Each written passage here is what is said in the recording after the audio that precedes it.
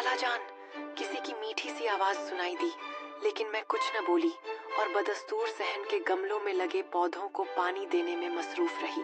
इतने में दोबारा वही आवाज सुनाई दी, खाला जान, अल सलामु अलैकुम व रहमतुल्लाहि व बरकातुहू।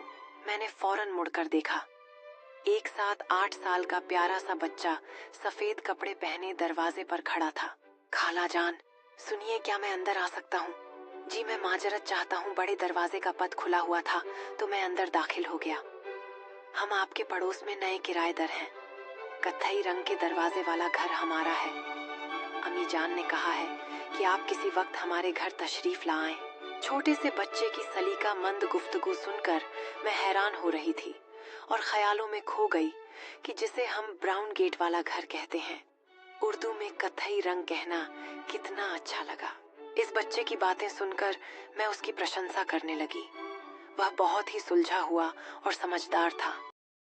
कॉलेज के जमाने में कहीं पढ़ा हुआ एक शेर याद आता है जब मैं सुनती हूँ बच्चों की मासूमियत से उर्दू बोलने के अंदाज को। जब वे कहते हैं तशरीफ लाइए, मन में एक मीठा सागर लहराने लगता है। जहमत ना हो तो खाला जान, ये अल्फाज सुनकर एक अद्भुत मिठास कानों में घुल जाती है। जब मैं उसे जवाब देती हूँ, जी जी बेटा, उनसे कहना मैं शाम को जरूर आऊंगी, तो दिल में एक हल्कापन महसूस होता है। जी बेहतर, अब मैं चलता हूँ खाला जान, कहते हुए उसकी मासूमियत मेरे दिल को छू जाती है। शाम को उनके घर पहुँचने पर एक तमीजदार बच्ची ने दरवाजा खोला और मुस्कुरा कर कहा, अंदर तशरीफ लाइए। अरे आए ना, आपका अपना ही घर है, तशरीफ रखिए उनकी। वालिदा ने हाथ में चाय की ट्रे लिए हुए कहा। सोचा शाम की चाय पड़ोसियों के साथ मिलकर पिएं। उन्होंने मुस्कुराते हुए कहा, जिससे मुझे अपनत्व का एहसास हुआ। क्या आपको कोई मसरूफियत तो नहीं है? उनका सवाल मेरे दिल को छू जाता है। नहीं नहीं, बिल्कुल नहीं, आपने इतनी अपनायत से बुलाया, बहुत बहुत शुक्रिया। जवाब देते हुए मैं उनके स्नेह को सलीके से हवाओं में जो खुशबू घूल सकते हैं, अभी कुछ लोग बाकी हैं जो उर्दू बोल सकते हैं। मैं वापस आने लगी तो मैंने बड़ी मोहब्बत व अपनायत से उन्हें घर आने की दावत दी, जिसे उन्होंने बड़ी खुशी से कबूल किया। कहने लगी, चश्मे माँ रोशन दिल माशद, जरूर आएंगे बेटा, आप कहीं हम ना आएं ऐसे तो बड़लुक्त नहीं।